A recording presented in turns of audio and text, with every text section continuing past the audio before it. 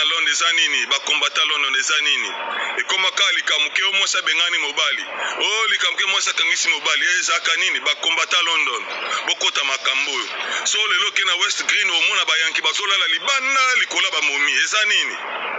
lelo to okebisa momi o Aline yo keba na yo keba lisusu keba donc to pesa 48 heures yo faut libérer massa na biso Gislain libérer massa biso Gislain poso libérer te biso to visiter yo to ebi parler na bino na ninga ba kinto panza parler wana eza nini massa kutana na bana ebele massa ndimana eta osali bovana na otele zakara po kanga massa kanga ma alelelo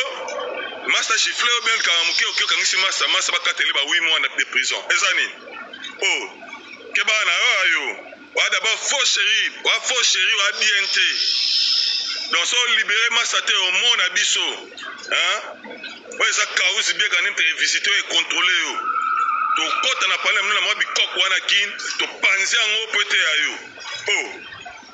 boni boyeko bana London bola mukate ba yanki bola muka ebeta epesa faux ba momero so ba congolaise ba vandi lo ba momero ba line ba faux chéri mo boye allez avandi ya kangisa master te to lembi ngwana na ma to lembi to ka batana ki o mosa bengani mobali mosa kangisi mobali te tout eza suka o eza ya suka to lobela o eza ya suka to lobela donc na pesa message to ba combattant tout à London en tout cas bokota masolo communauté congolaise à London bokota masolo biso na Congo to la bete nous sommes des Congolais nous sommes des Bantous to apena ba culture na biso kwa o to landaka mobali ara toujours mobali aza na mukie aza mukolo aza munini a mobali atika mobali yo mwaso ko ki ne jamais na mbilo kangisa mobali ba comportement na besoin ngot o po komi na London obosani ki yosa congolaise c'est ils a raté quoi donc na minute fo yeba neni abeta ali yeba neni abeta yo moko na police trop case va lâcher master poso ba lâcher master te moto ke pelela yo na niveau moko za na idete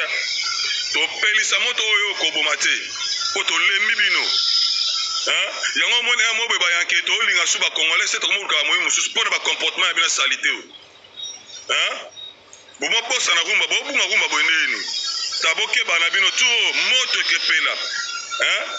na senga na propos alouosi bo contrôler na batan et vous pesa salité le kitro to lembi ba combattant London dans bokota masolo oyo po ba momi ba komosa la ba yanke fort to lembi batan inge